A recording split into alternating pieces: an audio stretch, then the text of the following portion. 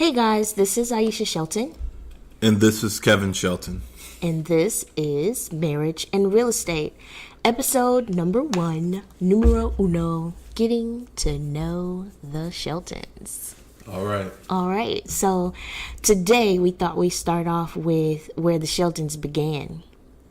And so we'll talk a little bit about how we met and then also how we became the Sheltons that you know today from a real estate standpoint. How about that, babe? Yeah, that works. You want to jump off into how we met? Yes, because I tell the story the best. I agree. Okay. So there was a brunch that we were both invited to for Chelsea. Shout out to Chelsea. What up, Chelsea? What up, Chelsea? We'll be sure to tag you in that.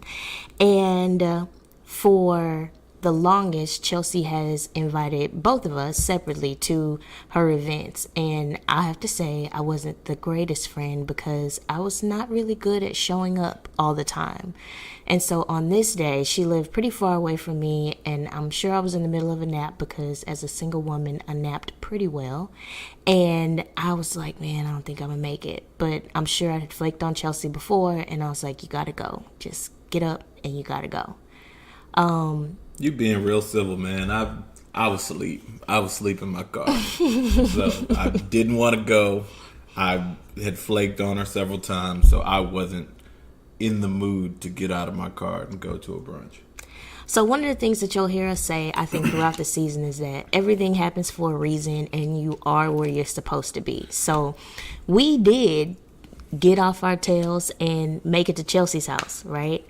And so it was pretty informal. There was brunch at her home and just close friends of hers that become family. Lots of friends that become family, and we were having brunch and just sitting around having conversation.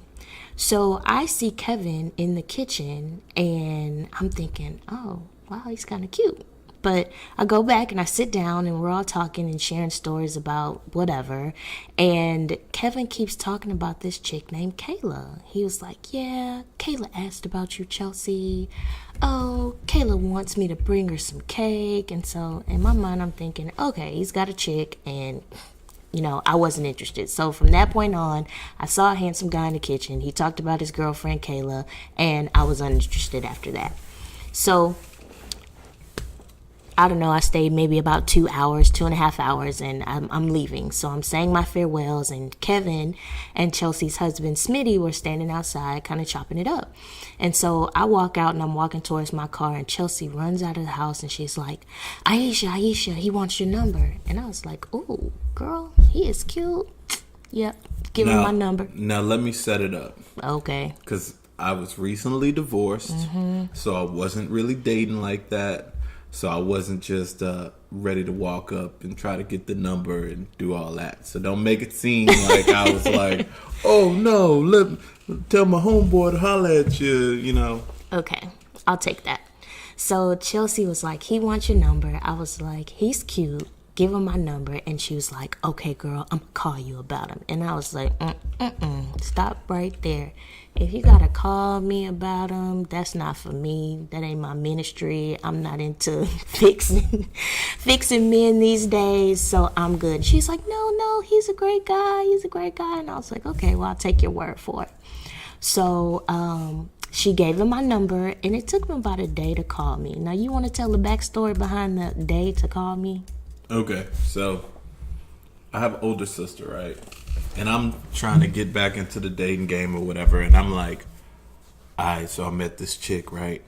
And I'm like, I'm going to call her. So how long am I supposed to wait? And she's like, well, you got to wait 3 days before you call a chick. And I'm like, but it was Sunday, though.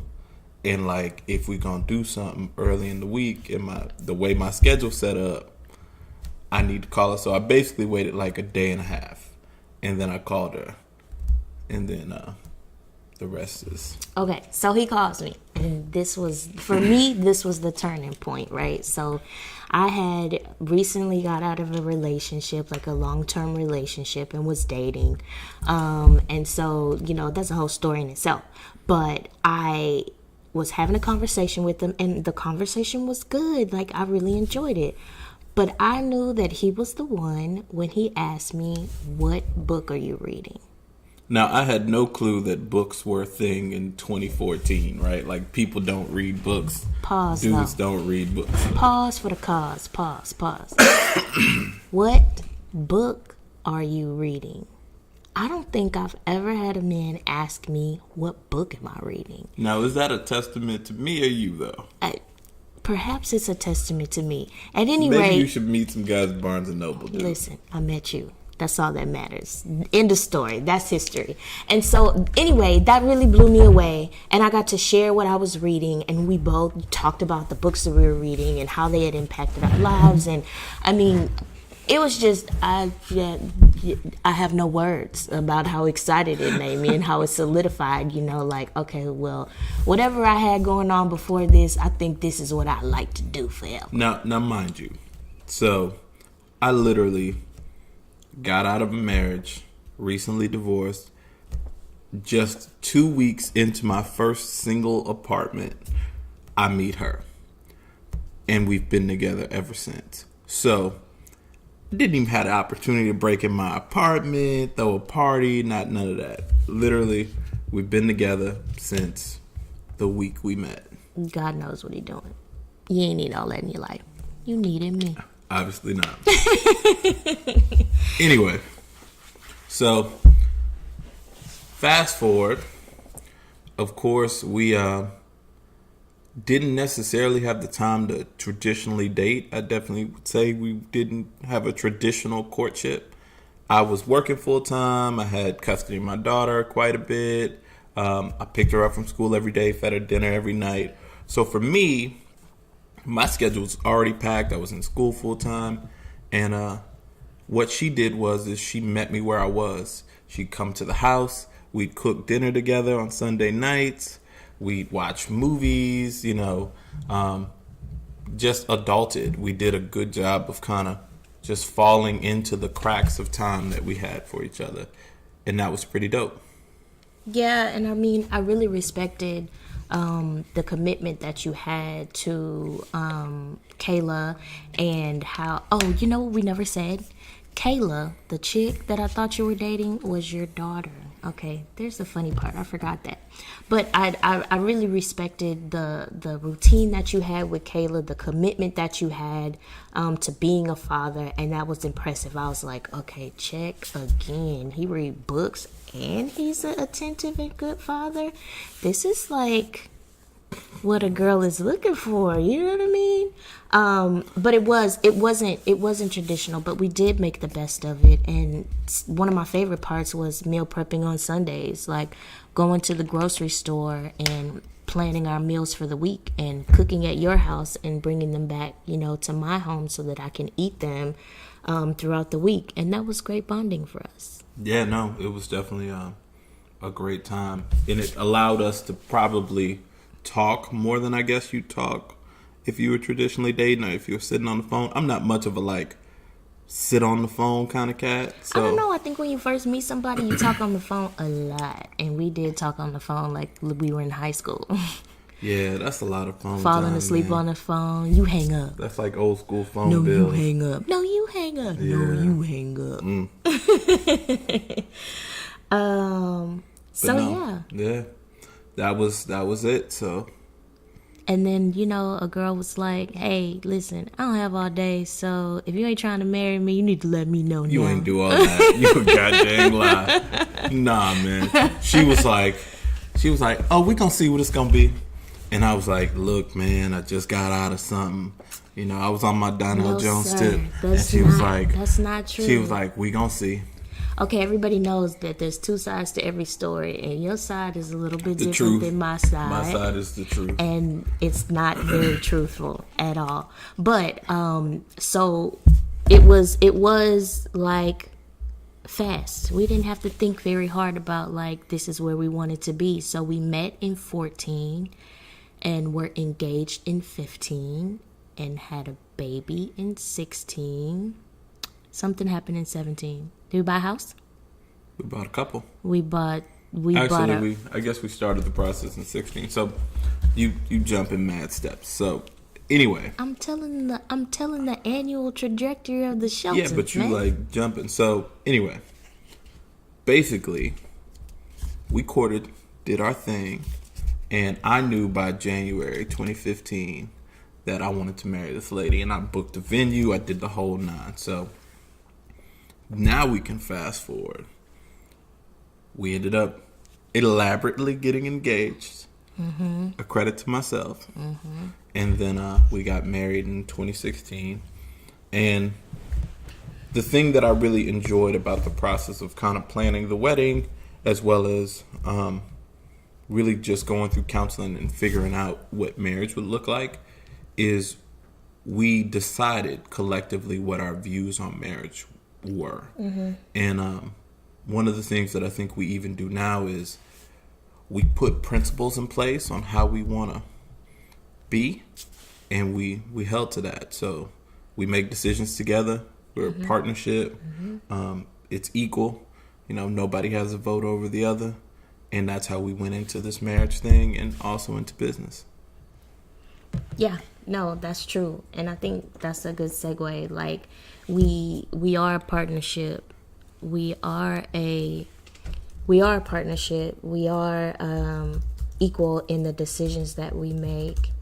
And I like the fact that we approach our marriage that way. And ultimately, like, I respect Kevin. And I think that's a big deal. I think it's a big deal that your partner respects you, because if they don't, then one, I'll question all of your decisions, which kind of undermines you as a man. So, I mean, while we make decisions together, I feel like ultimately I trust you enough to lead this family in a direction that will be for our greater good. I'll take it. Yeah, you're welcome. Not right. Everybody has that. So, flash forward? Is it flash forward or fast forward? Which one is it? Is it flash forward or fast forward? I think it could be either one of those. Okay, whatever. Fast forward. Fast. Essentially, we did the wedding, and then one of the major things about us is we both knew very early that we wanted to get into real estate, and we talked about it even when we dated. So some of the conversations that we had when we dated, it was like, okay, we want to invest in real estate. How do we get started? So we set upon a journey of educating ourselves for literally from the time we started dating until after our wedding day, with the intentions of investing our money in real estate as soon as we merged our family finances together. Mm-hmm. So you want to talk a little bit about kind of our finances and where we were at the time, and then how we kind of got where we are? Yeah, so in the same vein as marriage and real estate, I mean, we'll obviously throw in some money, principles, and experiences that we've had. And so when we came together, there was some blending that we had to do. We blended households, and then we decided that we would blend finances. And every couple has their own formula for what this looks like. I've met couples that, his money is his money and my money is my money, and we split the bills. I've met couples where the husband takes care of all the bills and all the wife's money that she makes belongs to her. We decided that we wanted to be 50-50, and we really wanted to be extremely transparent about the way that we transact. I don't think it's a secret that your money habits definitely stay the same no matter who you are. And so you have to be on one accord as a couple on what that looks like. And so obviously, two people in a marriage, we had two different money habits. Yeah, right? I mean, to be completely transparent, I am not a saver. I am not naturally a saver. So coming into the relationship, it was like, all right, dude, what's your savings? What's your credit or whatever. Now, while I'm very good with credit and income and producing, saving wasn't my thing. Right. But Aisha was a huge saver. So I like to think that I've always been very calculated with my finances. So there was money delineated for certain things, and that meant something, right? And money habits come from our parents, right? Now, this is the person who saves $20 a month to buy Christmas gifts, right? Like, she breaks it down in separate accounts, in remote locations, Right. where you need a password and a key card and Right. a blood sample in order to get your money at the end of the year to buy your Christmas gift for your nieces and nephews. And that's the budget, right? Like, Christmas comes around, I don't see something that I want to give and buy it and give it. I'm like, okay, girl, well, you got $500 for Christmas gifts for the family, so everybody's gifts needs to fall in this bucket. And he's right. Throughout the year, I saved up every month for that 12-month goal And see, I was for more Christmas like, gifts. you get paid the Friday before Christmas, you buy gifts, and then what's left, you pay bills. Yeah. So no. So nope, that didn't work for us. And so what our finances, our joint financial plan was, put all the money in one pot. And Aisha is the best at managing the money, and so she does the management of it in the beginning, right? Now, I know a lot of guys, and I literally know a lot of guys like, man, I'm the man of the household, and, you know, I direct all the money. My philosophy is, you lean to the person who's better at the particular task. Right. So Aisha's better with money, so she manages the money. I'm better with organization and all these other things, so I do those things. But it's a partnership because we make the decisions together and then enact the plan. As long as the work gets done, it really doesn't matter who does what. It's better to play to your strengths than your weaknesses. Yeah. And the bills get paid. We're not stressing. Because look, the one thing I'd hate is going to the grocery store and you overdrafted your account or you did something stupid with your money, and that just, it doesn't exist in this life. Yeah. No, overdrafts drive me crazy. It's not a thing. And overdraft will literally draft me over the edge. Like, I will be yes and no. So I think one of the flagship Sheltonisms when it comes to finances that I want to talk about is the 250 account, right? And 250 is just an arbitrary number that worked for our finances, but that could be any amount of money that works for you. So right? explain the 250 account, though. You're not We'll giving do. good No, background. I was going to. Give me a second. So the 250 account. So if you have joint finances, and if anybody who has jointly done finances with somebody, you'll realize soon that everybody's kind of swiping their card. You're at the grocery store. You need gas. You need food. You run to the mall. You just swiping, right? And then, so there's bills coming out of the account, and then one partner is doing their thing in the account and the other partner is doing their thing in the account. And what you have to control is what's happening in the... It becomes a big mess. It does. That's where overdrafts come from. That's where fights come from, because people don't know what's happening in the account. And so we came up with the 250 account. And since Kevin is the highest income earner of the two of us, his money, his paycheck, we would each get $250 from his paycheck into a separate account. So it's Kevin's 250 account and Aisha's 250 account. So basically, what we started focusing on is this: every 2 weeks when you get paid, or essentially we get paid every week because somebody's job pays on a separate week than the other person's. That money just goes in the house account. Mm-hmm. Your paycheck, the money you get to blow, is every 2 weeks on the 250 account. Mm-hmm. So just to give you an example, I get paid every 2 weeks. I get my 250. Boom, I'm balling. I'm doing my thing. I'm Starbucks. I'm Bighorn Barbecue. I'm at Ray's Barbecue. I'm doing my thing. Her, on the other hand, her 250 account got $10,000 million in it because she don't spend her goddamn money.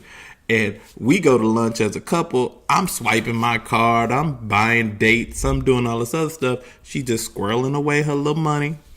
And then I'm like looking at my bank account a week into it, and I'm broke. Listen, you heard me say that money habits are money habits. I don't care if you have $10,000 to spend a month or $250 to spend. The same habits you have with $250 is the same habits you'll have with $10,000. That's just it. And so he's right. Our accounts do look very different. So when it's time for a paycheck to come into our 250 accounts, my 250 account might have $780 in it, and his 250 might have $5.80. But to be frank about it, the thing I love about it is what it does is protects the house, right? So I could mess off my money as much as I want to. The house always got money. Right. You know what I mean? Right. And it allowed us to not only stack our bread to start investing, but just pay down debt and set ourselves apart financially, where any decision we wanted to make financially, the money was always there. Right. And we never had to worry about it. So let me just share a few rules about the 250 account. Now, mind you, you can make your own rules, but these are the Shelton rules about the 250 account. So the 250 account is for you to eat out when you're by yourself, right? So you're at work and you want to go out to eat, I don't know, something fast food. You use your 250 account for that. You see a nice pair of shoes that you want, you use your 250 account for that. A random purchase or out with friends or happy hour or whatever, you use your 250 account for that. Anytime we do something as a family or jointly, then we take that from the house account. And so, if I take my lunch to work all week, then my 250 account doesn't get many hits. Now, Starbucks is my best friend, and I do some damage at Starbucks, but I still do a good job at utilizing that 250 to my advantage. Also, if you want a big purchase, right? So say you want something that costs $400. Well, you can do that, but you may have to wait a few weeks in order to get that. And then you'll have to save and be disciplined. So it's also a good way to kind of curb those impulse purchases on really fancy things. So if I want a $1,500 bag, I'm just talking like not for real, but kinda, but not really. Then I have to wait a few months. Then I have to wait a few months in my 250 account, to get there. And so it's just a good way to discipline your finances. And that's the no holds bar account, right? So Kevin sees something, I can't believe you went to such and such and bought such and such. And I'm like, it's my 250 account. You have no jurisdiction here, my brother. Now, if it's out the house account and I go buy something that I want, then that's a problem.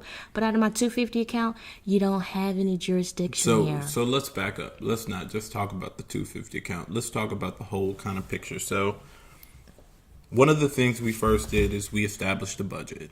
We looked at our blended household, not only our incomes, but also our expenses. We minimized expenses as much as possible, and we put things on set it and forget it. So Aisha's really good at automation. She puts a lot of bill pay and things in place that automatically take care of a lot of the bills. I'm really good at organization. So I break the information down in ways that make sense for us to break our incomes down into it, and then she sets it on autopilot. And what it allows us to do is all we worry about is the 250 because we know everything else is automatically covered. So the mortgage comes out automatically. Car notes come out every 2 weeks. And it also allows us to save money because paying that car note every 2 weeks lowers your interest. I'm always checking credit and things, so I'm always making sure we're paying the best rates for stuff. And she's always making sure we're paying everything on time. But we work as a team to essentially put enough money in the household so that we can do other things. Partnership. We do that really well. So our real estate journey. Yeah. Yeah, what? Yeah, I think that we should give them a little bit about our real estate journey, where we started, where we are right now, and I don't know, a little bit about where we're going. We won't put all our business out there just yet. Let's close some deals. All right. Okay. So, I'll start off where we were, right? So, like I said, we studied from the time that we started dating until we got married, which was about 2 years, and literally it was consuming as much information about real estate and investing as we could together. So we'd read books together, we'd go to workshops and listen to podcasts together, websites. I mean, you name it, we did it. We joined several groups where we could get mentored. Like, we really went all in with real estate at the same time of planning our wedding and living our lives and all that stuff. We were focused on real estate because we knew that's where we wanted to go. So after the wedding, and after we, finished our wedding, no bills, didn't carry any debt out of the wedding. We had paid for everything cash. We said the next bonuses, the next checks, we were focused on a deal. And we prepared ourselves financially to find a real estate deal, a flip, and do that flip. So background on me, I've been a builder my entire professional life. So since I was 17, I've been in construction. And for me, that's always been what I'm most passionate about, but I could never figure out the ownership and investing finance side of that. So that's what I primarily studied during that kind of hibernation time, was the financing, the deal structures, how to put a deal together from a development standpoint, not just build it, but also own it. And what Aisha put together was the investing side, how to raise money, how to coordinate with investors, what the resources look like, what you need on your team, how to make sure that you have all your I's dotted and T's crossed when it comes to the formation of the deal. So, yeah, you want to? Yeah, so our very first deal was what we call in the real estate world a lipstick flip. So that was a lucky find. And this particular home didn't require very much renovation, and we purchased it from an online auction, and did a light renovation to it, listed it on the market, and sold it. Now, mind you, we listed it the day that Harvey hit Houston. This is true.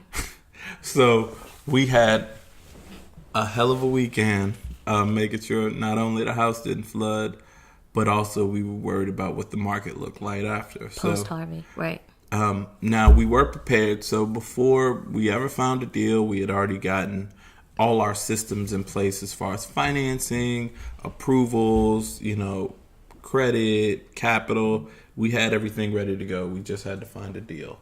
So once we found that deal, we could quickly execute it. And that's really the auction game, is you got to know what your numbers are. You got to know what you can pay for it and all that good jazz. So we did that. Yeah, so we sold that house, and that was the first. I mean, technically that wasn't the first, right? That was the first flip. That was the first flip. So the first rental was the house that we originally lived in. The house that we originally lived in. So what we did to prepare for the first flip, or really get into real estate and crack our teeth, we knew we wanted to build a new house because Aisha said she wasn't living in no renovation. So that's true. Can you imagine? I was pregnant, and Kevin had this bright idea that he would buy like a foreclosed home. You knew what it was. Man. Yeah, not doing it. Foreclosed home, and we could live in it and renovate it. And I was like, not me and my baby. We're not doing that. So anyway, we started the process of building a new home. And by starting that process, and this is in 2016, we started that process. So we started the process of building a new home. And with that process, I already knew that we turned the house that we were living in, which was Aisha's first house, that she always wanted to be a rental, into a rental property. So we accomplished two things at the same time. We took out a HELOC loan on that first house, turned it into a rental property, built and moved into our new house, and then found a deal with the money from the HELOC. Yeah. So that's kind of like the history, the backstory of... That's how we got started. Of how we got started in real estate. So a little bit about where we're going. We ain't going to say too much. We'll get into deals as we go on. This is just the first episode. I can't hit y'all with all that. Nah. So essentially now we've done over 10 deals. Mm-hmm. Probably way over that. Several renovations, 6 rental properties. We're finalizing some big things. One of them is a portfolio of properties in Beaumont, a commercial build, additional rental properties, multifamily properties. So we working. New builds? New builds, that's true. Especially with the background in construction. And I've been building for quite a while, so it was natural for me to just graduate into building more new homes than renovating. So with this year, we're building 15 new homes, and we rolling. That's the plan. So I don't think that we have very much else to say in this first episode. No, I think this is just like introductory. Introductory. But we hope that you will come back. We need to decide how often we're going to make this happen. I know we're going to do it at least once a week. It's just once a week. You heard it here once first, guys. Woo. Once a week. So we got to pick the day. I think Fridays might be our days for you to get it. And yeah, but we want you guys to let us know some topics you want us to talk about. Mm-hmm. Give us some feedback on what you first heard. I guess not saw. So give us some feedback. Let us know. We'll drop the email in our socials, but it's M&R podcast at Kanda Companies. So that's MANDR podcast at KANDA companies.com. Check out our website. KandaCompanies.com, KANDA companies.com. And you can find us on our socials at Kevin Shelton. At Aisha Shelton. And Kanda Companies and at Kanda Companies. So let us know how you like it. Check it out. And we'll talk to you guys next week. Next week. Bye.